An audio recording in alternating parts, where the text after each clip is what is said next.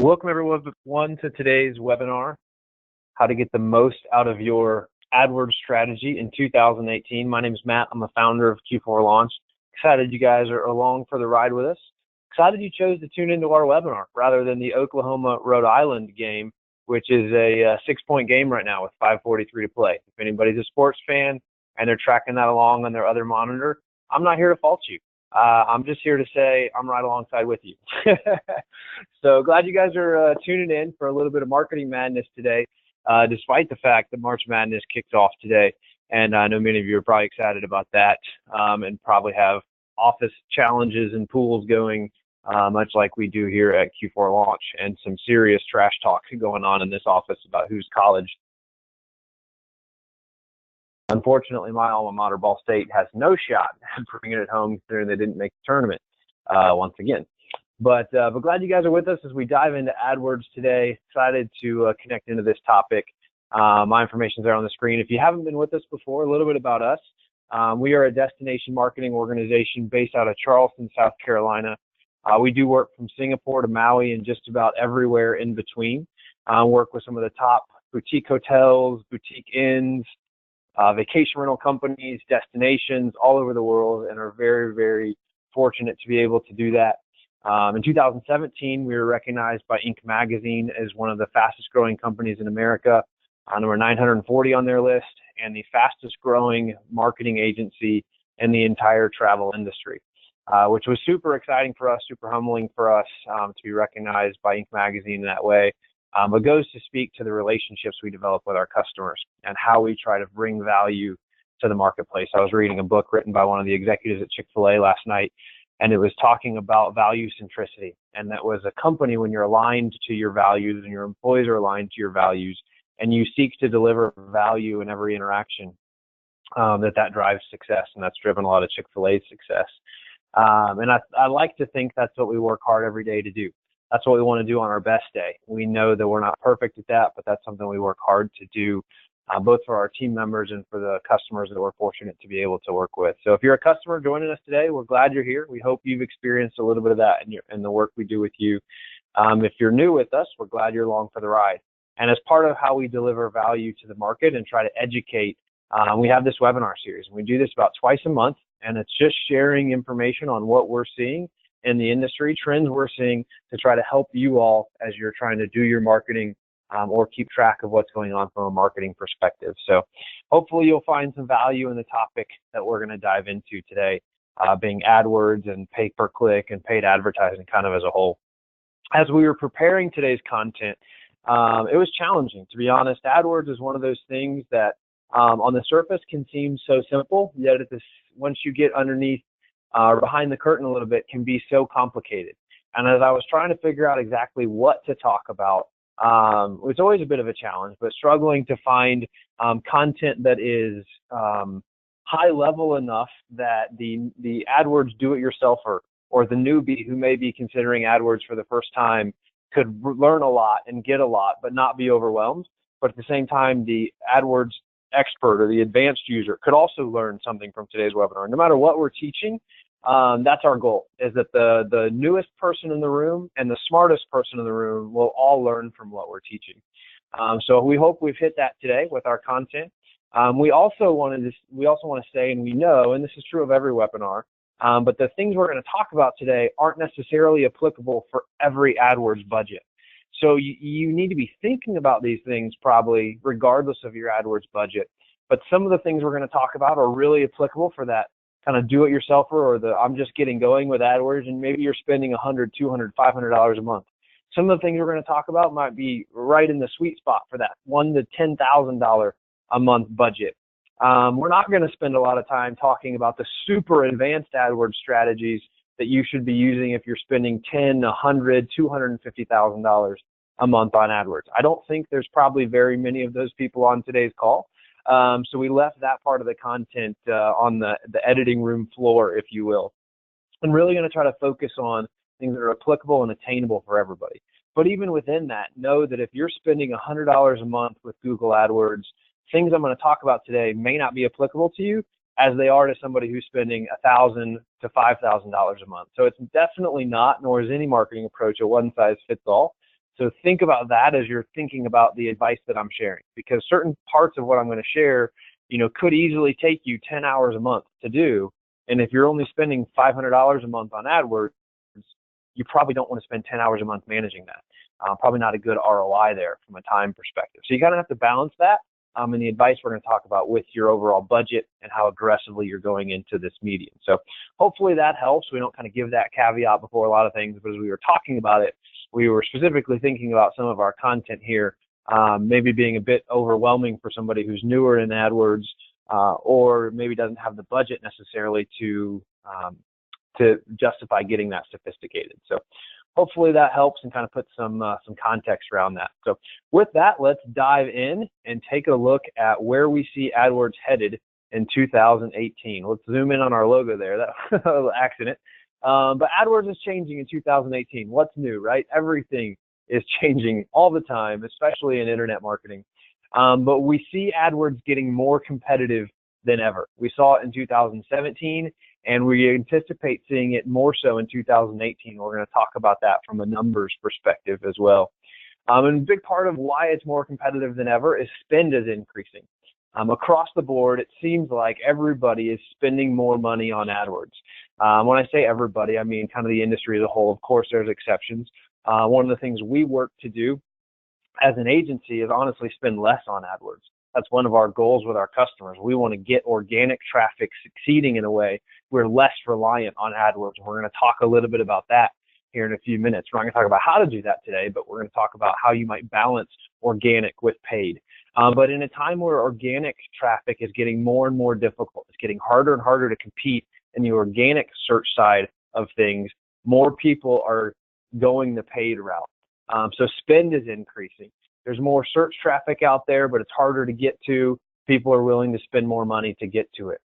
We know Expedia and the Priceline Group are two of Google's top customers. That's pretty obvious when you look at the statistics. Although it's actually, as AdWords has grown in the last 3 to 4 years, the Expedia and Priceline Group hasn't grown as much as many of the other spenders. So they've actually dropped a little bit in percentage of spend with Google. So a lot of other companies have stepped up and filled some of that gap, specifically in consumer products and insurance. Of course, two areas that spend a lot of money on AdWords, finance and insurance probably being one of the biggest.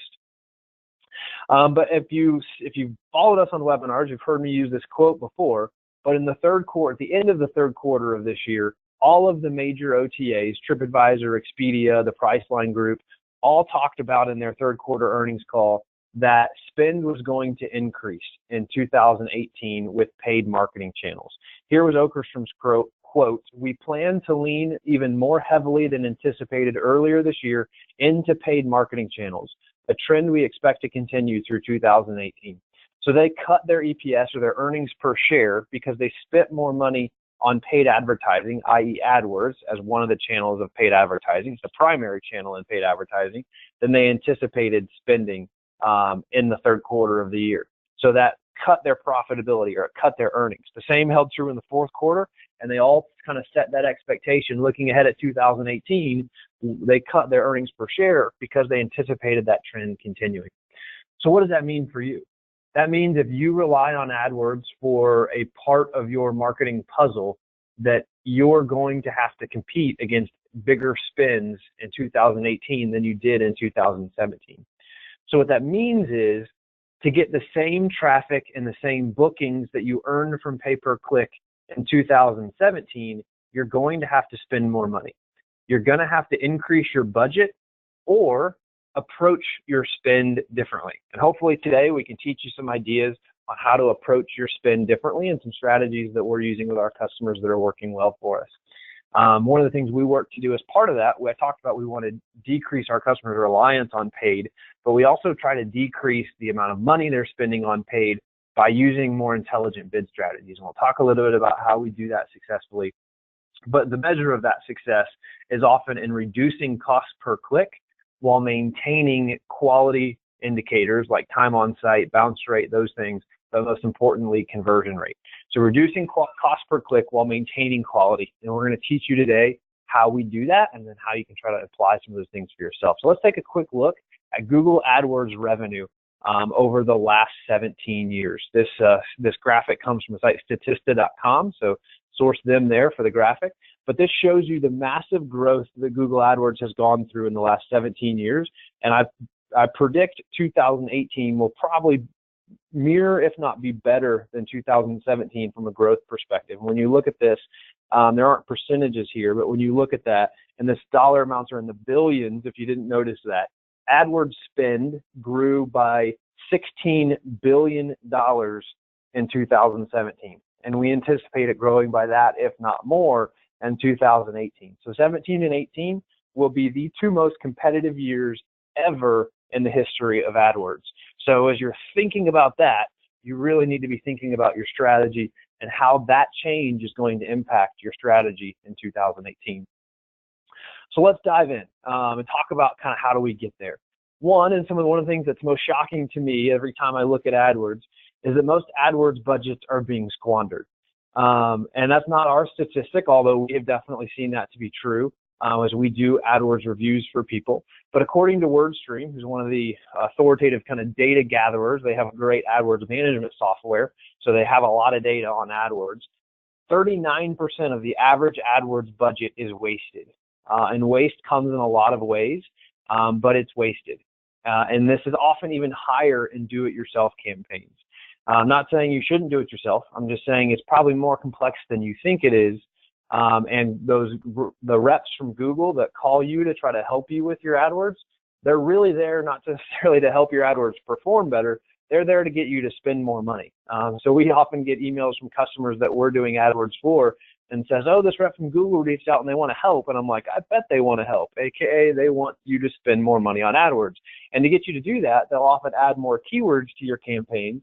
And those keywords, as well as the default recommended keywords that AdWords gives you to add to your campaigns, are often not very targeted because they're all just generated by Google's algorithm, not necessarily as intelligent as actually figuring out the right keywords and doing those yourself and setting up the right match types and everything else. So don't necessarily just take that blind advice from Google's reps. Some of them do give great advice. I've been on some of those calls and some of the advice is great, but the majority of the advice on those calls wraps around getting you to spend more money on your AdWords campaigns. And they're very, very successful at doing that. But we see this as well with a lot of campaigns that agencies set up. We consistently are able to cut cost per click by about 33 to 50% when we take over an AdWords campaign from another agency. And that's oftentimes just due to the budget being wasted, which is really frustrating. It's frustrating for us to see when we take over a customer's AdWords account that for months and months or years and years, AdWords money has been being wasted. But at the same time that we see that, what always boggles my mind a little bit about AdWords, and I haven't quite figured out why it is, if it's just because Google's so big or Google's so powerful or people know how much business comes from Google search. But I've never seen a marketing medium that people will so readily throw money at without really understanding how it's performing for them. So we talk to people all the time about marketing budgets, and when we're talking about it, you'll see that they might balk at saying, "Oh, we can't spend $2,000 or $5,000 on this marketing medium. There's just no way." And I'm like, "Well, how much you guys spending on AdWords?" And I'm like, "Well, we're spending $10,000 a month on AdWords." And I'm like, "You're spending $10,000 a month on that one channel, but you're not willing to allocate this amount of budget to an integrated channel." And when you ask how it's performing, they're not even usually sure. Like, they don't have good tracking. They're not quite sure how it's working. So there's something about AdWords that people are willing to throw money at it without even really having a firm grasp on how it's working. Now, of course, that is a generalization. There's a lot of people that have their AdWords locked down tight, and they know exactly, they track calls, they track conversions, they're all over it from a tracking perspective. Those are the people that tend to not be wasting budgets. But many, many of us are throwing a lot of money at AdWords and not doing it well. So my call for you today is to stop squandering your AdWords budget. Stop wasting 39% of your budget by really figuring out what do you need to do to improve it and figuring out how to take some next steps in that. And hopefully with the data we're going to share with you today, you can take some of those next steps. So should you be advertising with Google AdWords? This is a question that we get a lot from people who aren't advertising, and honestly, some people who aren't sure if they need to be continuing. We just signed on a collection of 2 new luxury hotels, absolutely beautiful properties. And their owner is adamant they don't want to be advertising on AdWords. They never have, they don't want to. That's fine, that's great. We want to work to continue to keep them from doing that. But at the same time, we said, there may be times, there may be seasons where we need to look at that as a part of our demand generation strategy. So I don't think it's like an all or nothing from an AdWords perspective, but here's some questions I would challenge you to ask yourself to help you answer the question of should you be advertising with AdWords. Is your business or website newer and not ranking well organically? A new website or a new business, especially in a competitive market, is going to take some time to rank well organically. And during that time, you can definitely use AdWords to supplement what you're doing from an SEO perspective. Notice I said supplement, not replace. You still need to be doing the work to rank organically. Organic tends to convert at higher rates and be more sustainable. So we definitely need to put in the time and energy to rank organically, but a good way to supplement that. Is your organic strategy not performing? So maybe you're not new, but your market's more competitive than it's ever been before, as we're seeing in markets across the U.S., or maybe your organic traffic isn't growing like it used to be, and your organic strategy is not performing and you don't know what to do. Again, you need to figure out what to do, but in the process of figuring out, AdWords may be a good place for you to turn. Maybe your organic strategy is not keeping up with your business growth. Maybe you're crushing it from a business growth perspective. Everything's awesome. Either your destination's hot, so there's a lot more people coming, or you're bringing on new homes in your vacation rental business, and your organic strategy is not keeping up with your business growth. Your demand is not keeping up with your supply, right? Everything goes back to some basic economic principles. If your demand is not keeping up with your supply, AdWords can be a way to drive more demand. Maybe you're losing traffic from quality referral sources you used to count on. We see that across the travel industry right now. A lot of referral sources that used to be reliable are struggling to deliver traffic. A lot of referral sources have gone the OTA route, and they've said, you know what, I think our business would be a lot better if we were an OTA. So they've given up being a referral source, and now they're an OTA. So that traffic is gone, and they're charging you 18 to 20% per booking instead. Maybe you're tracking pace reports, and you're able to implement demand generation strategies quickly based off of a pace report. I was talking to somebody the other day, and they told me that they were ahead of pace 25% for their peak season already this year. And I said, that's awesome. And we had a conversation about yield management or revenue management. We also had a conversation about AdWords. And I said, if that's true, we may look at scaling back your AdWords spend. This wasn't a customer of ours, it was a prospective customer of ours. But I said, maybe we need to look at scaling back your AdWords spend, because if you're 25% ahead of pace, you don't need as much demand potentially as maybe you would have last year at this time. So that's an indicator. Or maybe you're 25% behind pace and you need to ramp up your AdWords spend and or other marketing strategies. But these are a lot of great questions to ask yourself as you're thinking about, should I be advertising with AdWords? And you can also think about that in a seasonal manner, right? It's not a yes or a no. It might be yes for this season, but no for this other season. Being able to look at your AdWords and match that to when bookings are actually happening is an important thing to think about as well. So as you're looking at when bookings actually happen in your business and those peak booking times, as well as your pace reports, you can combine some of that data to really manage and tweak your AdWords campaign successfully. And the other is, what's the ROI? This isn't on the screen here, but what's the ROI you're getting? We met with a customer the other day who's getting, on average, I think like a 30-to-1 return on ad spend, which is absolutely nuts, like phenomenally successful return on ad spend. And I said, why? Like he said, should we allocate more budget? I said, you're getting a 30-to-1 return on ad spend. You should spend money on AdWords all day long. Like as long as we can maintain that kind of return on ad spend, keep spending it because the ROI is huge. So no question there whether we should be spending money on AdWords. The proof is in the data. But think about that too. What's that ROI? And that will help you understand. But one of the things I would say is don't let your AdWords be your lazy way out on organic success. Organic success is not something that's unattainable. It's different than it used to be. And we're studying the new Google algorithm change that just happened as well. I don't know if you guys have seen that breaking news, but another algorithm change took place, I believe, last week. Kind of news broke this week on it. We're studying that. We're studying what we think happened, comparing that with customer data and what we're seeing from a performance perspective. So expect a webinar on that from us here shortly. We may get that webinar turned around as early as next week, which would be kind of a bonus webinar for us this month. But keep an eye out for that as we're looking at that. But the point being, AdWords can't be the lazy way out for organic success.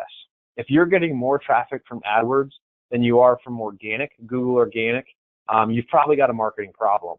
In that case, you're way too reliant on AdWords. We do not want our AdWords traffic to outpace our organic traffic, even if the ROI is there. Even if the ROI is there, that doesn't say stop doing AdWords. It means that something's broken in your organic strategy. So you need to think about that and how you might be doing that differently. So the three big elements of pay-per-click success, and we're going to talk about these big three things today: keywords, ad copy, and landing pages. And then there's this whole thing about quality score, which is kind of how all these three of these things intersect. So we're going to kind of talk about all that tied together and help you get some real practical advice. Hopefully you've already got some practical ideas on things you could be doing differently. Warning for you, today there's going to be a lot more text on slides than there usually is. I'm going to explain it all, so don't feel like you need to read it. But I usually try not to have too much text on slides, but today is going to be a little bit heavier because there's just some technical stuff. I was like, you know what, it's hard to explain this without a definition. So we're going to be a little bit more definition based. So we want to, let's tackle the keyword topic. What keywords should you be considering? We're going to look at this in a couple different areas. But first, before we do, we have to understand our match type. So understanding broad match versus phrase match versus exact match. So broad match lets a keyword trigger your ad to show whenever someone searches for that phrase, similar phrases, singular or plural forms, misspellings, synonyms, stemmings, such as floor and flooring, related searches, and other relevant variations. Basically, if you have broad match, it don't matter what somebody searches, your ad might show up. That's a bit of an exaggeration, but that's kind of what it's saying here. And because of that, we very, very rarely use broad match. Unfortunately, most people who don't know what they're doing set up campaigns with broad match and see very, very low performance as a result and don't know why, because they don't even understand that there are different match types. And if you just add a keyword into Google Analytics without not Google Analytics, Google AdWords, without understanding match types, you will add a broad match keyword. By default, when you add a keyword, it will be a broad match keyword if you don't make it something else. So this is one of the easiest ways people squander their AdWords budget, is adding a broad match keyword when they should have added a phrase match or an exact match. So let's talk about phrase match. Phrase match, a keyword setting that allows your ad to show only when someone's search includes the exact phrase of your keyword or close variations of the exact phrase of your keyword with additional words before or after. So it appears as a part of a phrase is essentially what we're talking about here. This is getting a little bit more specific, but still broader, right? So if you think about how wide your funnel is, broad, the funnel's super wide. Phrase match, it's a little bit narrower, quite a bit narrower actually. And then next would be exact match, which only allows your ad to show when a searcher types the exact word or phrase you were bidding on. So any variation of it, any additional words added before or after will not trigger it. So balancing phrase and exact match, important thing to think about. And balancing what your budget is. Understanding what your budget is will impact, what should you be going after. If you have a very small budget, you may only want to bid on exact match keywords.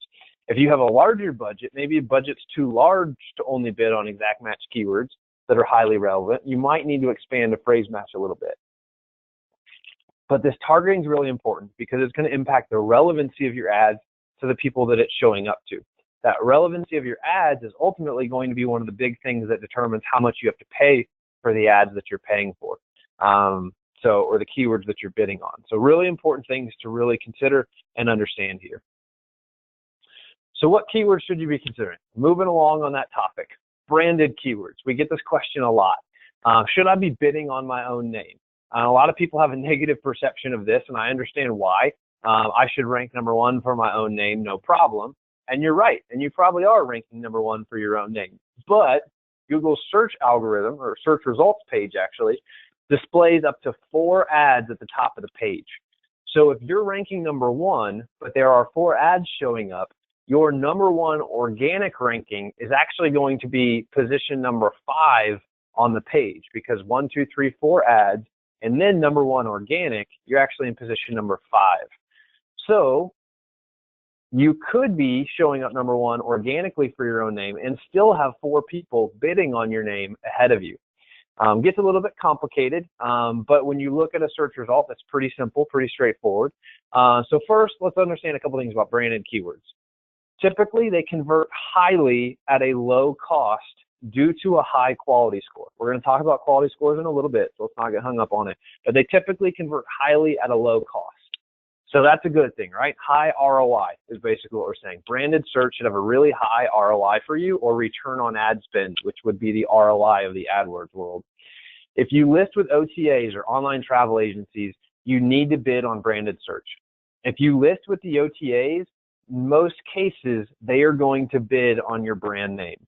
And if they bid on your brand name, they are stealing traffic that has a high propensity to book. Meaning if someone is searching your brand name, the likelihood they will come to your website and make a booking is very, very high. The OTAs know that, so it's really easy traffic for them to steal from you and earn their 20% commission on it. So they have, anytime a property is added to their thing, they have automatic AdWords ads that are created, keywords that are created, and it's just all created automatically. It's not like somebody's sitting back there at hotels.com, oh, we just got so-and-so on our platform today, let me go create an AdWords ad. No, it all happens automatically. It's all programmatic advertising. So it's really tough to try to keep up with that. The good news is, because you're highly relevant or have a high quality score with your brand name, right? Because it's your brand name after all, you can get that traffic very inexpensively, and you can typically be number one very inexpensively for that keyword.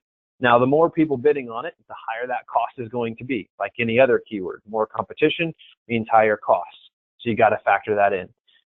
One of the other important things to understand about branded search or branded keywords within pay-per-click campaigns is that we've seen a lot of AdWords failures hidden behind branded search success. And I'm going to show you an example of that here so you know exactly what I'm talking about. This is an important takeaway. We've seen a lot of AdWords failures hidden behind branded search success. And what I mean there is that when you look at AdWords in general, it looks like your AdWords campaign is successful. And here's an example. This is real data from somebody we did an AdWords analysis for. This is, I believe, a week's worth of data. You look at this as a traffic source in their Google Analytics, and they had 821 visits, a bounce rate of 38%, an e-commerce conversion rate of 0.93, and it drove $7,000 in revenue. So if that is on my report as a property, I'm saying, wow, my agency is doing a great job. 0.93% e-commerce conversion rate, $7,000 in bookings, that's solid. But then when you dive deeper and start looking at the campaigns, you see the second screen, and it's broken down non-branded versus branded. So let's look at this. Non-branded search, we spent $1,300 and got revenue of $1,197 with an e-commerce conversion rate of 0.33. So we spent $1,300 to get $1,200 in bookings. That's not good. That's a failure. That's a negative ROI, and our cost per click was $2.16. Branded search, we spent $171 and got $5,895 in return. That's a highly successful return on ad spend because it's branded search. Of course it is. High propensity to book, just like I spoke about a minute ago. But if you only looked at that first screenshot, same analytics account, same data, but you only looked at that first screenshot, you wouldn't have seen that while it appears your AdWords campaign is successful overall, it's actually only successful from a branded search perspective. Your non-branded search is not successful in this case. So you really need to dive deeper into this. Go past the byline and really understand the data that makes it up. You need to look at those things, understand those things, because otherwise branded search can hide the failure of an overall failing AdWords campaign. And in my opinion, this is a failing AdWords campaign. It's just being hidden by the fact that branded search is successful. So let's keep moving along. What would you like to see? In this case, this is an actual customer data of ours, and I'm not saying that this is that everybody should be here, but in this case, branded search has a 66 times return on ad spend. So for every dollar we're spending on AdWords on branded search, we're getting $66 back in booking revenue. Great, that's awesome. Our destination or our geo search has a 12 times return on ad spend. And that's factoring in our phone bookings with this customer. We don't have phone bookings in this data here, so the math won't add up if you do it. But when we factor in phone bookings with this customer, we see that. I stripped their name out, so there's two lines here. One is their destination geo search. Their other is their branded search, but I took their name out. This is last week's data as well, so real-time data. We spent $995 on their geo search kit, their destination and geo search, and got over $7,000 in return in e-commerce bookings. Picked up a lot of phone return as well. Picked up about another 40% bookings by phone. Same is true with branded search. We spent $136 on branded search, got a return of $5,366. So phenomenally successful in both cases. 66-to-1 return on ad spend, unbelievable success.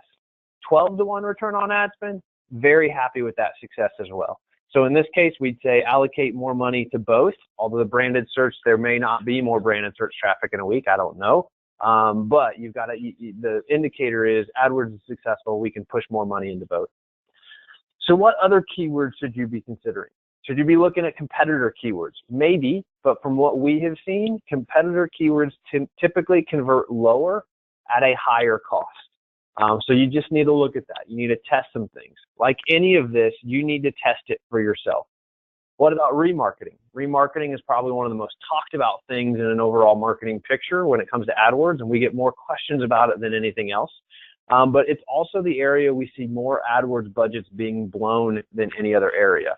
So remarketing from an AdWords strategy has probably the biggest part of AdWords waste of most of what we see when we take over campaigns. So remarketing has to be used carefully and monitored closely. Otherwise, you can blow a lot of money on a remarketing campaign really quickly. So thinking really hard about that and understanding, should we or should we not be using remarketing? So let's talk a little bit about how to reduce cost per click. We talked a little bit about that at the top of the hour, so we'd share some ideas and strategies there. Number one way to do that, increase your quality score. Your quality score is a combination of your ad's click-through rate and landing page relevance. There's kind of a lot that really goes into quality score. We're going to zoom in on that graphic on the right there here in just a minute so we can talk about each of those things independently. But that's the number one way to reduce that cost per click. Higher quality scores lead to lower cost per clicks. I was talking to a customer or a prospective customer the other day as well, and I was shocked by how high their cost per click was. And I said, I would bet you, and I wasn't in their AdWords campaign, I was in their analytics, but I would say I would bet you that your quality scores are pretty low because you shouldn't be paying this much for these keywords. So that's an impact, right? I mean, there's so many things that go into how much you pay for a keyword. A quality score is one of the biggest. One of the other things to think about when you're talking about cost per click, do you need to be in ad position number one? Some people, they do. For brand reasons, for homeowner retention reasons, for whatever, it's adamant to them, or it's important to them, they're adamant about being in position number one when their ad shows up.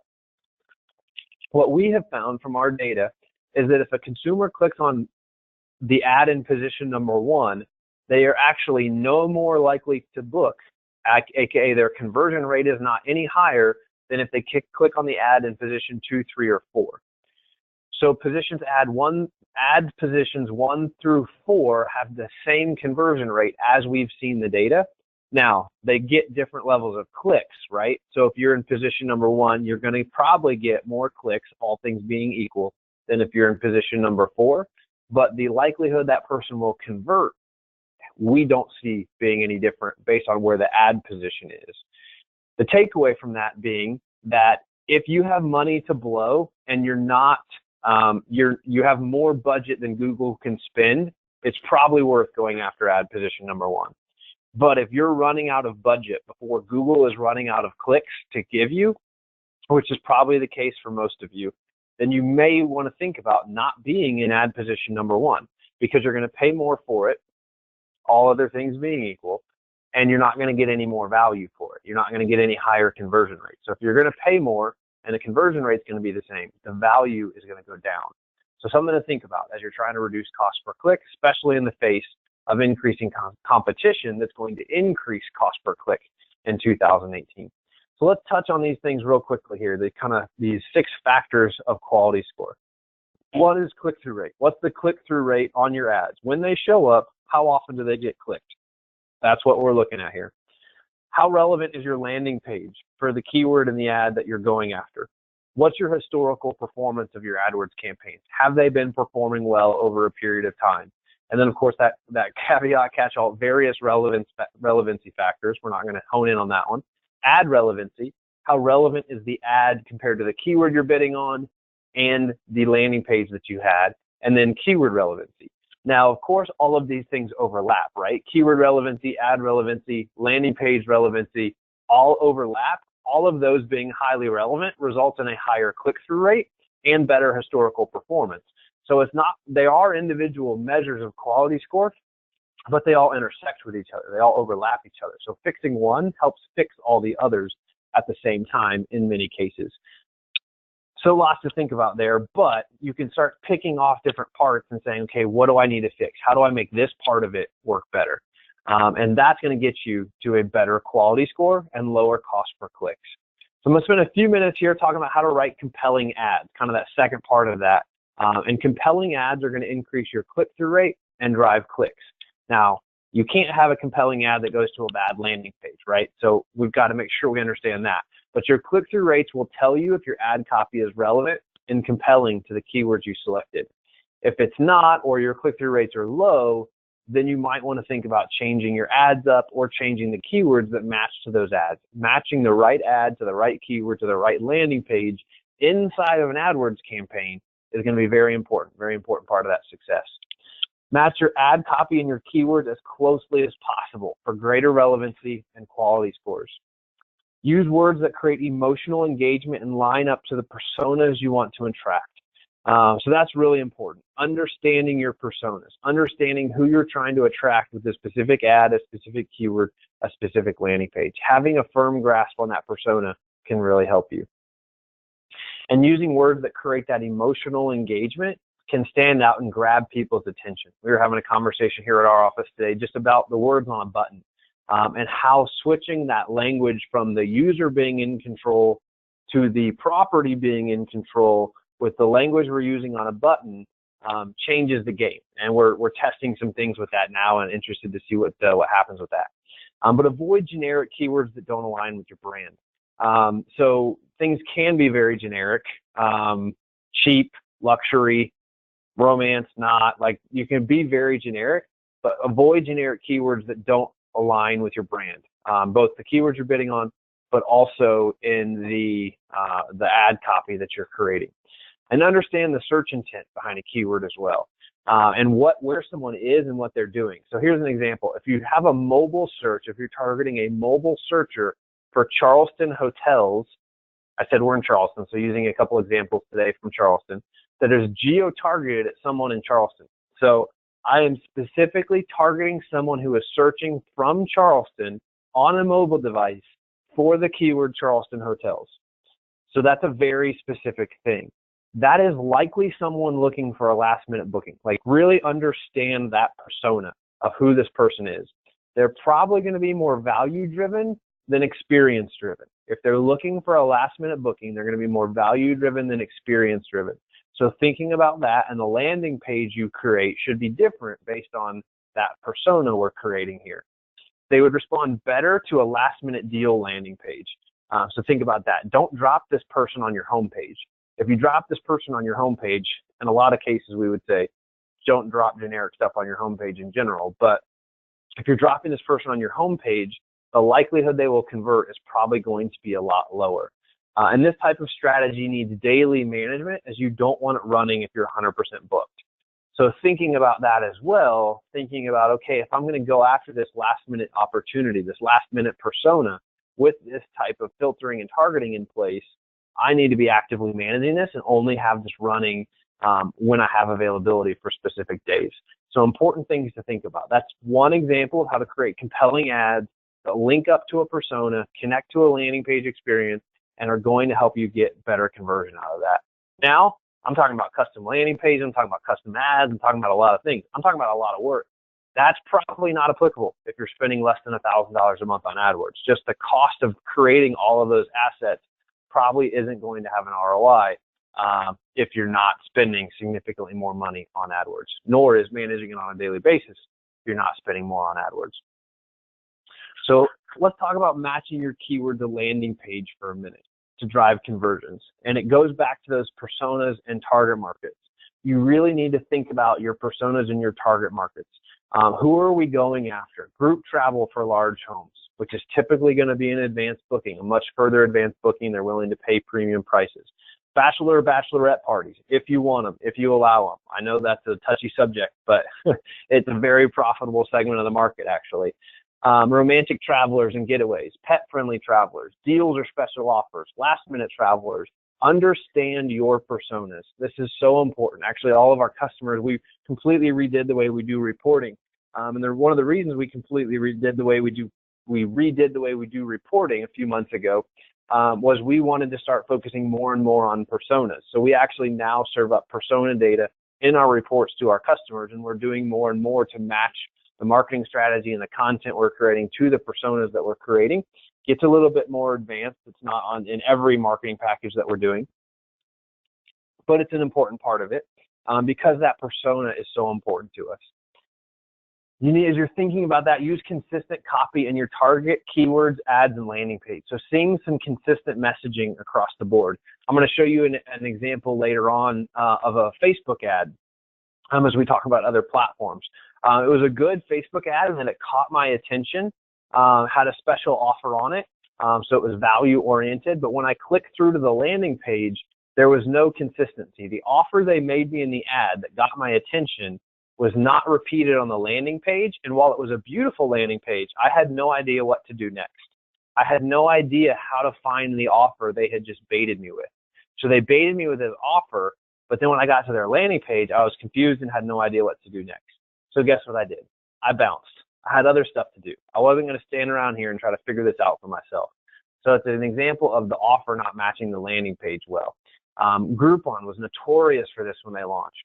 I can't tell you how many landing pages I ended up on to buy a pedicure when Groupon launched. Not because I was shopping for a pedicure, but they would show me an ad for my local golf course running 50% off. I would click on it, and the landing page I would go to would be to get a pedicure. And I was like, you couldn't be further from where I'm at here right now. I clicked on a golf ad. You took me to a pedicure page. You lost me. And they were spending probably millions of dollars on their pay-per-click strategy, taking people to landing pages that weren't even close to being relevant. One of the other things you need to think about is understanding where they are in planning their trip and what their needs are. Think about the 5 stages of travel we've talked about in the past. Most of the time, we're orienting our pay-per-click campaigns around the booking stage, but there's definitely value around the other 5 stages: dreaming, planning, booking, experiencing, remembering. And how could you use different types of AdWords and landing pages and keywords to target people at different parts of those 5 stages of travel? And then set up the page with as few clicks to conversion as possible.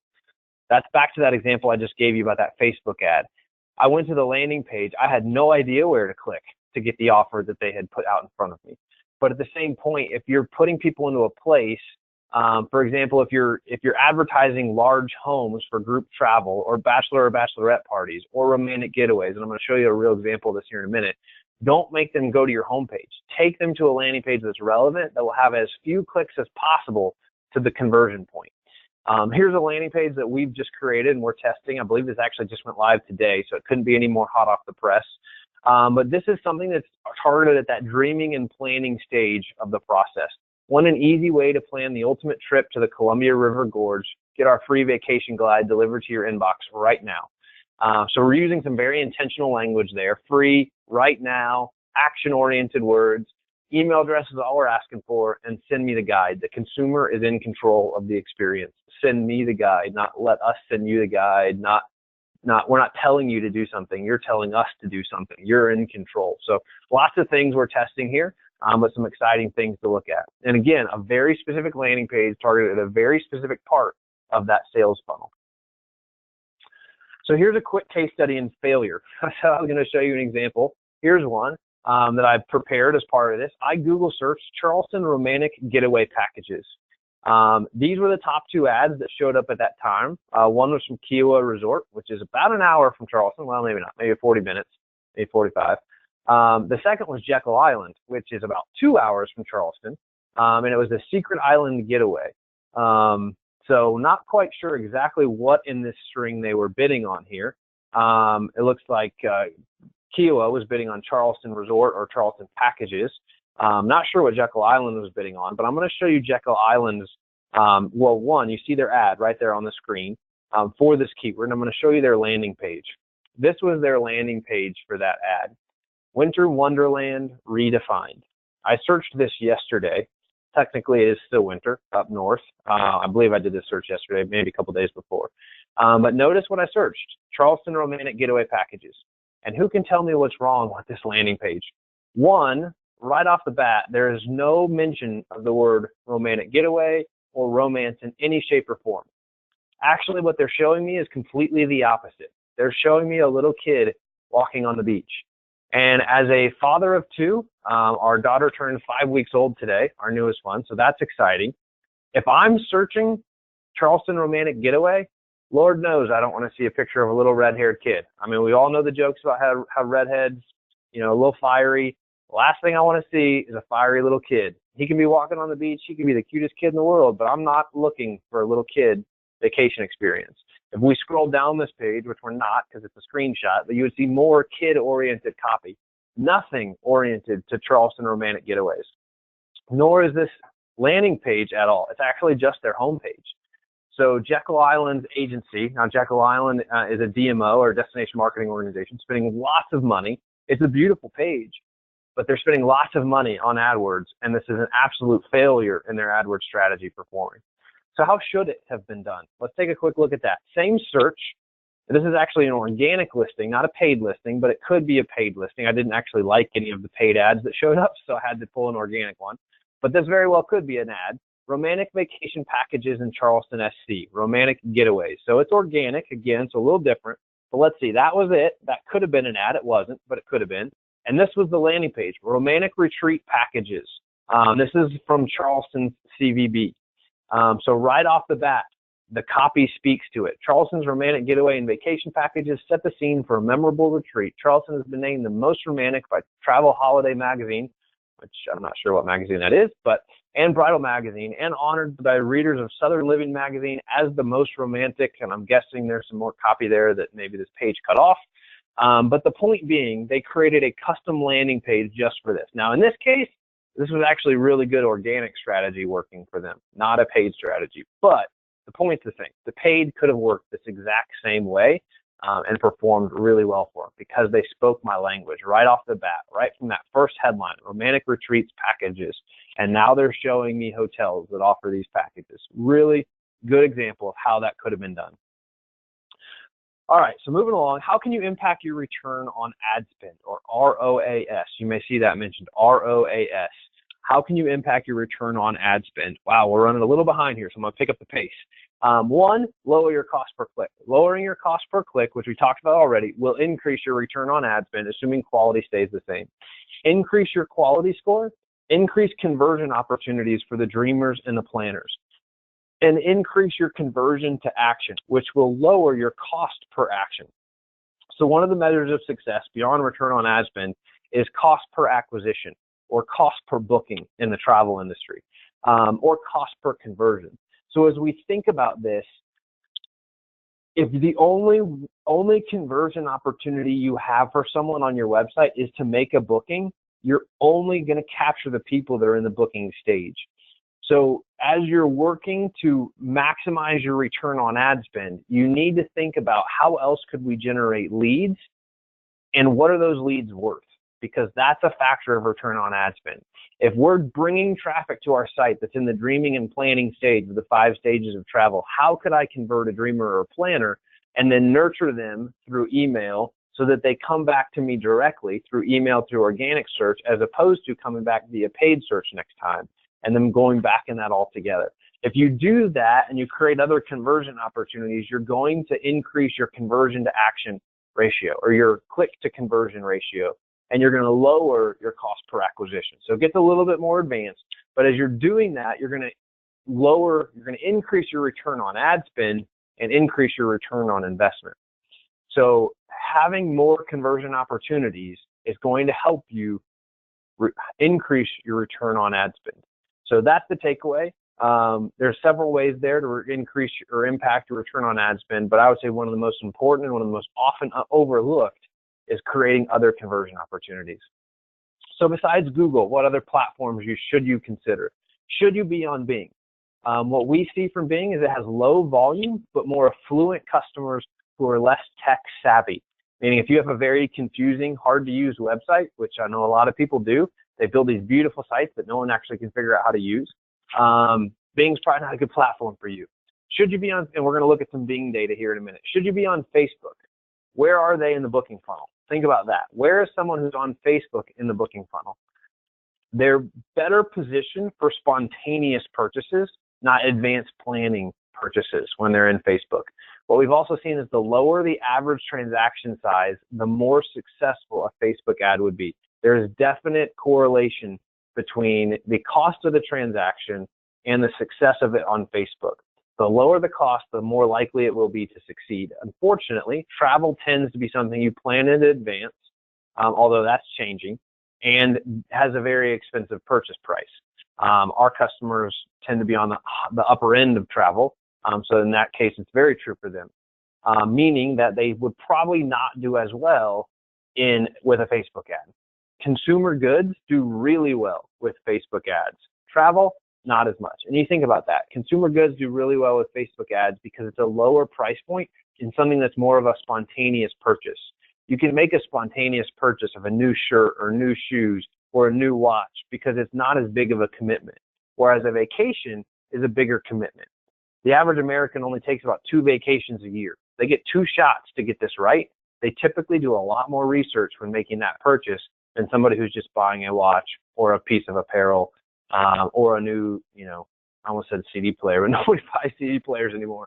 I just made myself feel old, but you get what I'm saying, a Bluetooth speaker or whatever. Those types of things, those type of purchases do really well. This is interesting data, and it's something we see consistently across our customers and across everybody when we do Google Analytics analysis. In this case, Google Organic was bringing in 92% of our overall organic traffic, no surprise there, and it has a conversion rate of 0.58%. So not a huge surprise there. That's probably pretty average. But when we look at Bing and Yahoo, dramatically lower search volume or traffic volume. But look at those conversion rates. Bing organic converting at 1.65%, Yahoo converting at 1.55%. Now there's only 4 and 3 transactions, so that's not exactly a statistically significant data size, but this trend is true across almost 100% of our customers, and I would bet this trend is true in yours as well. So when you look at it across a spectrum like that, we know that this traffic is a lot less, but tends to convert at a higher rate. So as such, you may consider advertising in those platforms. This is an example of that Facebook ad I mentioned earlier that did not match the landing page that it was connected to. So they caught my attention with this lift and lodging packages starting at 91 USD. Sale ends March 15th. Who doesn't want to go to Banff, Canada? I mean, look at that picture. Absolutely gorgeous. I'm signed up at 91 bucks a day for a lift and lodging package. Fortunately, I went to the site and had no idea where to go next. Beautiful site, but no idea what to do next to actually find that $91 package. So failure there. But notice that what I said about Facebook is it's a value-oriented purchase. The lower the price point, the more successful an ad would be. Notice that's a very low price point for a lift and lodging package. So think about that. And as you're thinking about would ads work for you inside of Facebook, in this case, they're proving my point with the fact that they're positioning the price as the primary reason to take this trip. So how is your AdWords performing, right? Today we've talked about a lot of things. You're probably scratching your head and wondering in a lot of ways, how is my AdWords performing? And we would love to help you figure that out and understand how your AdWords is performing. So you can request a free AdWords review from our team. We'll help you understand how does your cost per click compare to the industry averages, how are your landing pages performing for the ads you've created, and how much of your AdWords budget is being wasted. We'll seek to help you get answers to all those things. If you'd like to take advantage of that, we're going to launch a poll on the screen. Just click yes, please get in touch, and we'll get in touch with you to schedule a free AdWords review for you. We'll just look at your analytics together, take probably 15 minutes, and help you figure out some things you could be doing different in your AdWords to make it work harder for you and get answers to those questions. So simply click yes if you'd like to do that. Click no if you don't want to, and we will not follow up with you on that. If everybody could vote in the poll, that would be super helpful for us If you're already our customer, we're already doing this for you, so no need to click yes there. You can click no. We won't be offended. We're actually doing this for you on a regular basis already. But click yes if you'd like that. Click no if you wouldn't. We could get everybody to vote, those of you who have not fallen asleep or were not over there watching the Rhode Island game going to overtime. It's over now, so you should be back. And Rhode Island did actually win the game, beat Oklahoma, so sorry for our Sooners fans out there. But if everybody could vote, that'd be great. And then if you have questions, we're going to use our question panel for the last couple minutes, answer any questions that you have. So far, all I have is a shout out from Jeff that I'm not actually too old. So thank you, Jeff. Appreciate that. Glad to see you on the webinar today. Hope you guys are doing well out your direction, and appreciate you letting me know I'm not too old, despite how I feel with having a 5-week-old right now. I feel pretty old, mostly because I'm not sleeping much. But go ahead and use that chat panel for your questions. Get everybody to vote in our poll. That would be awesome, and then we will move forward with our Q&A. One other thing before we do that, let me go ahead and close this poll that I wanted to make sure you're aware of. One, we're going to get to the questions. My contact info is on the screen. If you want to stay abreast with what's going on with us, follow us on Facebook. If you loved today's webinar and it was helpful for you, go Google us and leave us a 5-star review. We would love if you would help us by leaving us a 5-star review on Google. We make this available to the industry totally for free. We hope you found value in it. If you wouldn't mind leaving us a review on Google, we would love that as well.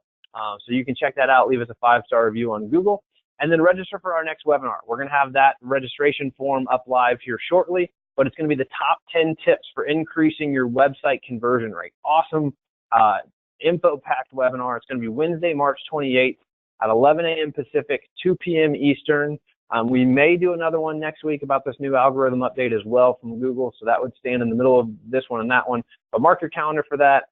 Keep an eye on our website and your email for that registration opportunity. All right, to the chat panel for questions. You mentioned remarketing. What is it? Great question, Michael. Remarketing actually means a lot of things to a lot of people. As it relates to Google AdWords specifically, it's the idea that if someone comes to your website and leaves, you can specifically show those people an ad. So you can specifically remarket to people that have come to your website before. And Google helps you put those ads in front of people specifically that have come to your site before. So that's remarketing. It's not used well in many cases, which is why I think it has low performance. When you think about it, it sounds like a great idea, but overall not a super high performer. But definitely some things that could be done with it to be very effective. Question here from Mark. Can you explain how AdWords Strategy for referral sites helps complement individual member properties' own campaigns? Yeah, absolutely. Mark, happy to answer that question. And I've kind of filtered out some of his branding there just to protect individual brands. We try not to mention individual company names, but a great question. One of the things that we see, and I'm going to answer that a little differently and then get to it, is that when a customer has an ad showing up and shows up in organic listings, when their name is in the ads and their name is in the organic listings, that the clicks on their organic listing actually go up by 10%. So by showing up in the ads, your organic listing, which doesn't cost you anything, you work hard to get there organically, but doesn't technically cost you anything, tends to get 10% more clicks than if you didn't have the ad showing up. So in that same way, to answer your question, Mark, I believe that if your name is showing up in a association relationship, like you're talking about here, where the association is marketing its membership, by having, and I haven't studied it quite like that, so I can't say for sure, but my gut is that having the brand name show up in the association ads would, in a sense, do the same thing, increase click-through on the own company or end's name showing up as an organic listing. So hopefully that made sense. Kind of coming at your question with a little bit of a different answer, but hopefully that makes sense. But the takeaway being, I believe, based on data we've seen when people bid on their own name, then if an association is bidding on the name and there's value between the association relationship, that it would increase click-through rates organically for the member of the association. So kind of made that a little generic. I know a lot of association leaders actually follow our webinar series, so I wanted to make that answer applicable for everybody. Different a little bit than the OTA relationship, because OTAs are very different than associations. Associations have their interest, their members' interest, their own best interest in mind. OTAs have their own pocketbook in mind, so understand the difference there. Question here from David. What is your tactic on ad delivery schedules and the best time of day to reduce click cost? Good question, David. That's something that honestly we haven't put a ton of time into looking at time of day and click costs. We've looked at time of day and conversion rates. We've looked at time of day and several other factors, but haven't tried to change time of day as a method of reducing click costs. We're more oriented around getting time of day to match conversion behavior, but so that would kind of be more on point there. And that's a bit more of an advanced strategy in and of itself, because the amount of time you're going to put into that's going to be significantly higher. All right, another question here from David. Do you recommend brand bidding against Airbnb, VRBO, HomeAway? I would recommend bidding for your destination keywords like Charleston hotels or Charleston vacation rentals or Charleston B&Bs. But I don't know that I would necessarily bid on brand names like Airbnb, VRBO, or HomeAway. So bid on the destination terms against those people, but don't bid on their brand names. So I wasn't completely sure based on the way you phrased that question, but hopefully that answers it for you. Suggestion on competitor clicks. Question from Diego. Diego, I'm not quite sure the question there. We talked about bidding on competitor brand names a little bit earlier. So if you're asking about something else, please rephrase the question. Hopefully I can answer that for you. Question from Michael. For keywords, how will it affect us when the branded name is similar to another property? There's another property in a different state that has a very similar name. That's something that you definitely have to factor in. You could really look at, we've run into that with a few of our customers. You could add the location, the abbreviation for the state or the city after it. You could also do some geo-targeting, that you only want your ad to show up in states where a lot of your traffic is coming from, which could help exclude some of those people that were looking for that. You could also add negative keywords. So you could say, if someone searches for brand name North Carolina, which is where your competitor is, or not competitor, but company by the same name, that you don't want to show up. Because if they're searching brand name North Carolina, then in that case, you know they're looking for the other one, not for you. So that's some things you could do there as well. So geo-targeting as well as negative keywords could all be things that could help you out with trying not to show up for somebody else's name. Hopefully that was helpful. It is after 3 o'clock. That is all the questions that we have. So hopefully, if you have any other questions, again, my contact information is there on the screen. Please get in touch with me. Please leave us a 5-star review on Google. We'd love that. And follow us on Facebook. If you have any feedback, we'd love that as well. Things we did well, things we could have done better, things you wish we'd covered. You wish I shared my webcam so you could see my the dark bags under my eyes from not sleeping for the last 5 weeks. Any of that feedback, we'd love to hear it. Also love to know who you're cheering for in March Madness. So get in touch with us. We'd love to talk to you guys. If there's any questions, please reach out. If you didn't get a chance to vote in the poll because you stepped away for coffee or wine because the topic was so dense today, feel free to email me. Happy to get you signed up for that Google AdWords review. Thanks, everybody. Have a great rest of your day, and we'll see you on our next webinar, Top 10 Tips for Increasing Your Website Conversion Rate, Wednesday, March 28th at 11 a.m. Pacific, 2 p.m. Eastern Time.